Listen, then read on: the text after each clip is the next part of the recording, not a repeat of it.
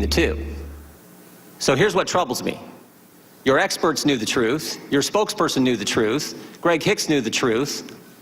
But what troubles me more is I think you knew the truth. I want to show you a few things here. You're looking at an email you sent to your family. Here's what you said. At 11 o'clock that night, approximately 1 hour after you told the American people it was a video, you say to your family, 2 officers were killed today in Benghazi by an al-Qaeda-like group. You tell the American people one thing, you tell your family an entirely different story.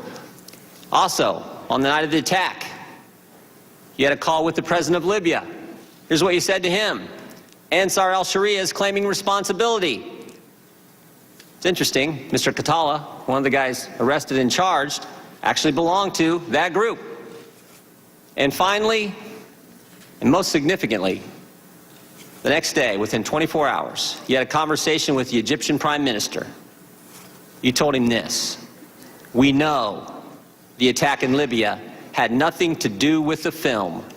It was a planned attack, not a protest. Let me read that one more time. We know, not we think, not it might be, we know the attack in Libya had nothing to do with the film. It was a planned attack, not a protest. State Department experts knew the truth.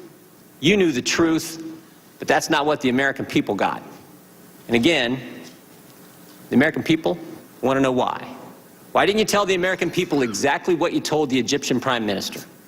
Well, I think if you look at the statement that I made, I clearly said that it was an attack, and I also said that there were some who tried to justify it on the basis of the video, Congressman. And I think but real quick, calling it an attack is like saying the sky's blue. Of course, it was an attack.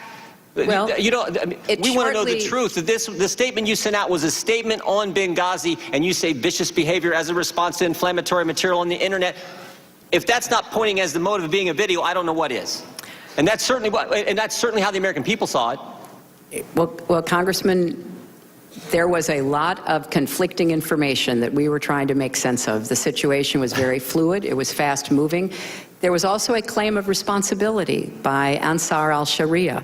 And when I talked to the Egyptian Prime Minister, I said that this was a claim of responsibility by Ansar al-Sharia, by a group that was affiliated, or at least wanted to be affiliated with al-Qaeda.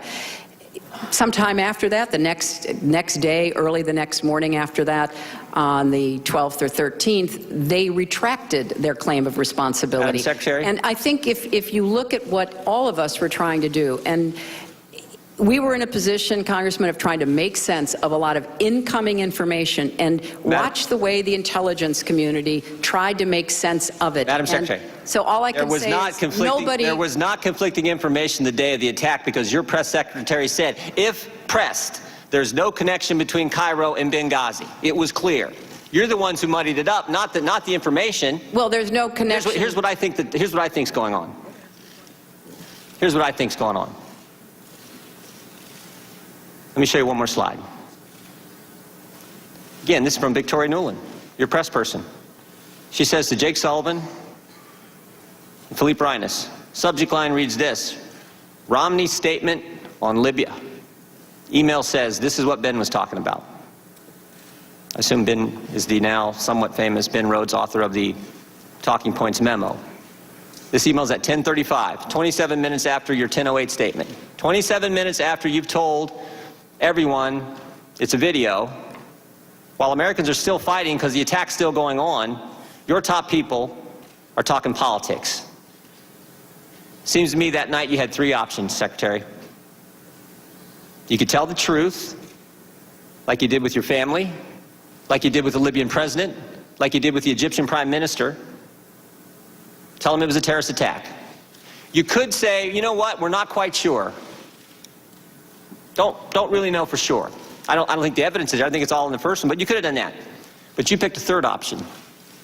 You picked the video narrative. You picked the one with no evidence, and you did it because Libya was supposed to be, as Mr. Roskin pointed out, this great success story for the Obama White House and the Clinton State Department. And a key campaign theme that year was GM's alive, bin Laden's dead, al-Qaeda's on the run. And now you have a terrorist attack. and it's a terrorist attack in Libya, and it's just 56 days before an election. You can live with a protest about a video. That won't hurt you. But a terrorist attack will.